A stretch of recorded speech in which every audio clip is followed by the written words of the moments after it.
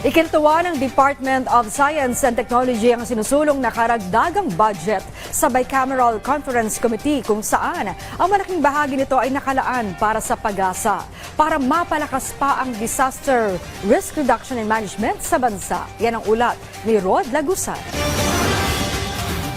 Sunod-sunod na mga bagyo ang nanalasa sa bansa. Marami sa ating mga kababayan ang lubang na apektuhan. At malaki ang naging papel ng pag-asa sa pagbabantay sa lagay ng bagyo para makapaghanda at magbigay babala sa publiko sa posibleng epekto nito. At sa pag-convene ng Bicameral Conference Committee para sa 2025 National Budget, itinulak ni Senator Juan Miguel Zubiri ang nasa halos 1 bilyong pisong dagdag budget para sa Department of Science and Technology. Ayon kay Zubiri, mula sa higit 26 billion pesos na pondo ngayong taon, panukala niyang itaas ito sa higit 29 billion pesos. Mas mataas ito sa 28.4 billion pesos na panukala sa National Expenditure Program. At malaking bahagi nito ay mapupunta sa pag-asa para suporta ng pasilidad, equipment at maintenance program nito.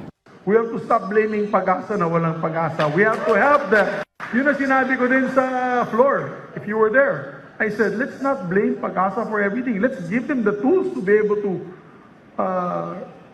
tell the weather effectively. Anya, mahalaga ito para mapalakas ang disaster risk reduction management ng bansa. Ang binibuild natin sa pag-asa ay redundancy ng Doppler radar. Minsan, nasisira ng bagyo ang Doppler radar or naging luma at nagbabago na rin yung technology. So kailangan natin regularly i-replace o i-maintain ang ating mga Doppler radar.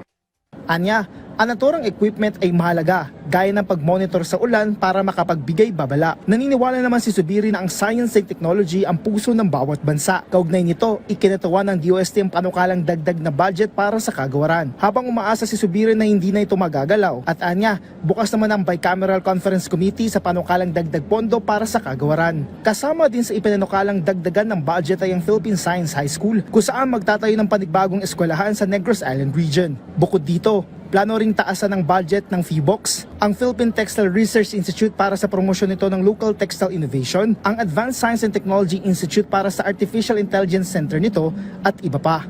Rod Lagusad, para sa Pambansang TV sa Bagong Pilipinas.